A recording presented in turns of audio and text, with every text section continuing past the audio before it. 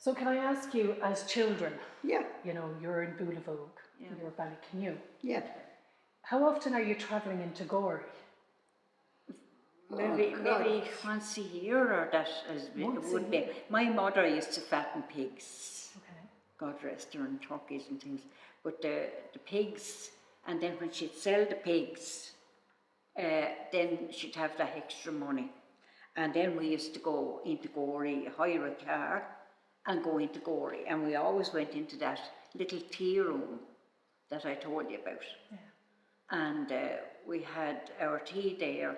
That was great altogether. What was the name of that tea room? I can't remember her name. Now, somebody must remember her name, but I don't know what her name. I can see her, but I can't remember her name. And where was it? On the avenue? Yeah. It was, excuse me, it was on the avenue.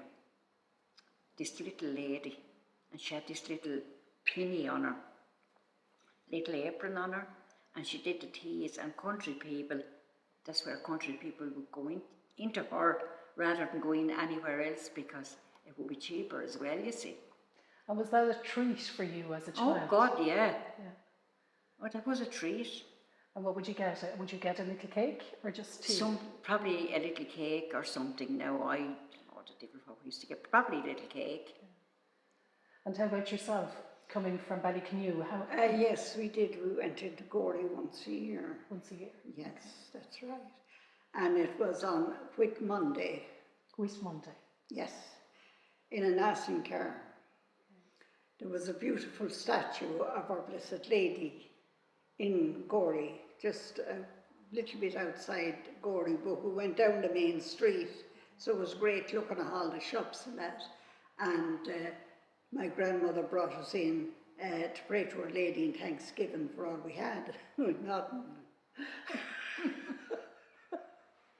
But you were praying for happiness. And that was a big treat, but we didn't go anywhere to eat. Okay. She brought bread and butter sandwiches, and we ate them and drank some water, and we were fine. Okay.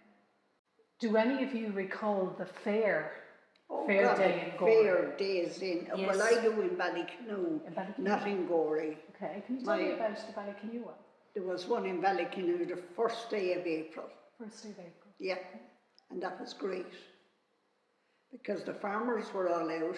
There was no phones that time, or any way of, you know, each farmer that would be bringing his cattle along.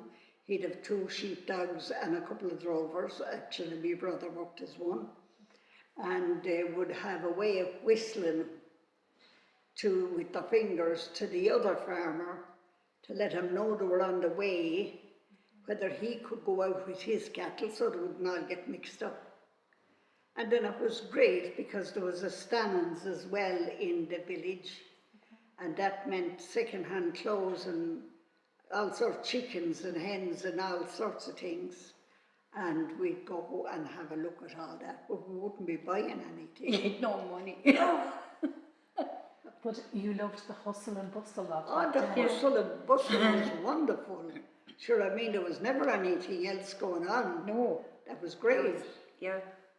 And seeing the farmers, and we used to spit on their hand and shake hands when a base sold. Yeah. So it was great. And do you recall the Gorey fair? Only in Gorey, yeah. Yes.